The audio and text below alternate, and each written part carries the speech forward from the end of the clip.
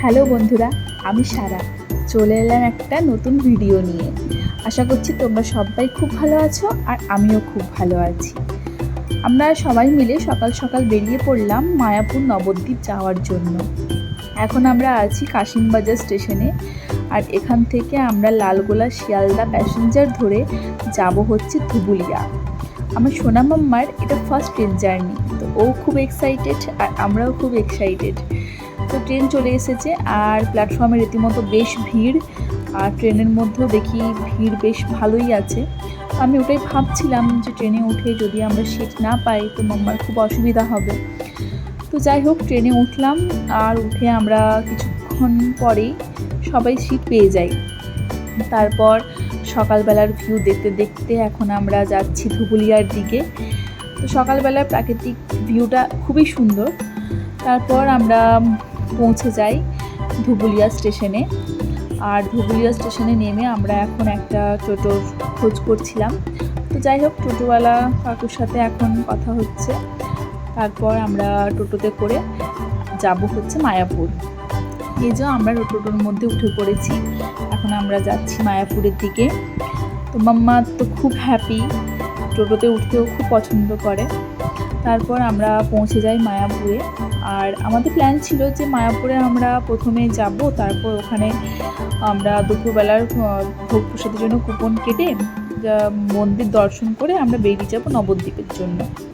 এই যে মায়াপুরের সেই বিখ্যাত ইসকন টেম্পল, সত্যি দূর থেকে দেখে মনটা এত খুশি হয়েছিল। তারপর আমরা চলে আসি মায়াপুর থেকে নবদ্বীপ যাওয়ার জন্য ঘাটে। আর এখন আমরা লঞ্চে করে পার করছি জলঙ্গি নদী। এরপর জলঙ্গি নদী পার করার পর আমরা পৌঁছে যাব। জলঙ্গি নদী পার করে এই যে আমরা এখন গঙ্গার মধ্যে চলে এলাম। এই জায়গাটা দেখতে খুব সুন্দর লাগছিল, কারণ এখানে জলঙ্গি আর গঙ্গা একসাথে মিলিত হচ্ছে। তারপর গঙ্গা পার করে আমরা পৌঁছাবো হচ্ছে নবদ্বীপের ঘাটে। তো যাই হোক, এই সময় একটা ডলফিন নাকি দেখা গেছিলো। তো অনেকেই দেখেছে, কিন্তু আমি দেখতে পাইনি দুর্ভাগ্যবশত। যাই হোক, আমরা এখন নবদ্বীপে পৌঁছে যাই, আর নবদ্বীপে পৌঁছে ওখানে একটা টোটোকে রিজার্ভ করি, যাতে করে সব মন্দিরগুলো আমরা ভালোভাবে ঘুরতে পারি। প্রথমে আমরা চলে আসি ধামেশ্বর শ্রী শ্রী গৌরাঙ্গ মহাপ্রভু শিব মন্দিরে। তো মন্দিরটি খুবই পুরনো একটি মন্দির, যদিও নবদ্বীপের সমস্ত মন্দিরই খুব পুরনো আর প্রাচীন, যেখানে প্রত্যেকটা মানে মন্দিরের মধ্যে অনেক ইতিহাস বা অনেক পুরনো স্মৃতি জড়িয়ে আছে মন্দিরগুলোর সাথে। তো এখানে আমরা ভগবানের দর্শন করি আর সবাই একটু ছবি টবি তুললাম ভগবানের। তারপর আমরা ওখান থেকে বেরিয়ে যাই আর পৌঁছে যাই সোনার গৌরাঙ্গ দেখার জন্য। কি অপূর্ব সুন্দর লাগছে যে সোনার গৌরাঙ্গ, বলে বোঝানো যাবে না। তারপর আমরা ওখান থেকে বেরিয়ে যাই গুপ্ত বৃন্দাবনে। গুপ্ত বৃন্দাবনে ঢুকে দেখি এই যে ওটা রাসলীলার থিম করা আছে।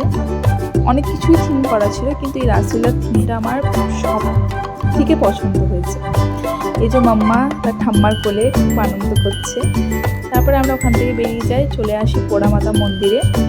আর পোড়ামাতা মন্দিরে এসে মাকে দর্শন করি, মায়ের চারিপাশে ঘুরি। তারপর আমরা পৌঁছে আসি আবার মায়াপুরে। মায়াপুরে যেহেতু আমাদের দুপুরবেলার জন্য কুপন কাটা ছিল, তাই আমরা চলে আসি গীতা ভবনে প্রসাদ গ্রহণ করার জন্য। প্রত্যেকটা ভবনে আলাদা আলাদা টিকিটের মূল্য ছিল। তো গীতা ভবনের টিকিট ছিল 60 টাকা করে পার হেড। তারপর ভেতরে ঢুকে দেখি অনেকে আগে থেকে এসে বসে আছে। আমরাও নিজেদের মতো জায়গা দেখে বসে পড়লাম। সবাই মিলে একসাথে বসে প্রসাদ গ্রহণ করার মজাটাই আলাদা। তারপর সবাই মিলে ভগবানের জয়ধ্বনি করে আমরা প্রসাদ গ্রহণ করি। তো প্রসাদের মধ্যে ছিল প্রথমে লবণ লেবু আর একটা করে বেগুনি। তারপর ছিল অন্নভোগ, সাথে মুগের ডাল, একটা সবজি ছিল সম্ভবত চাল কুমড়ো, আর ছিল পটল আর পনিরের একটা সবজি, ছিল একটা করে রুটি আর পায়েস। অল ওভার ভোগ প্রসাদটা খুব সুন্দর ছিল, আমার খুব ভালো লেগেছে।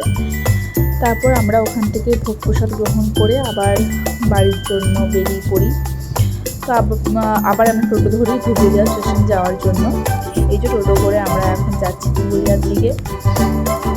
ধুবুলিয়া থেকে আমাদের ট্রেন ছিল 3:30 নাগাদ, আর আমরা ধুবুলিয়া থেকে যাবো এখন কাশিমবাজার স্টেশনে। সোনা মাম্মার একটু ঘুম পেয়ে গেছে, তার জন্য বাবার কোলে ঘুমোচ্ছে এখন।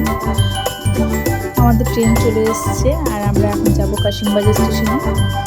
ট্রেনের মধ্যে প্রচণ্ড ভিড় ছিল, কিন্তু আমাদের যেহেতু রিজার্ভেশন করা ছিল তো আমাদের অসুবিধা হয়নি। তো আজকের মতো ভিডিওটা এই পর্যন্তই। সবাই খুব ভালো থেকো, সুস্থ থেকো। তো আজকের মতো টাটা।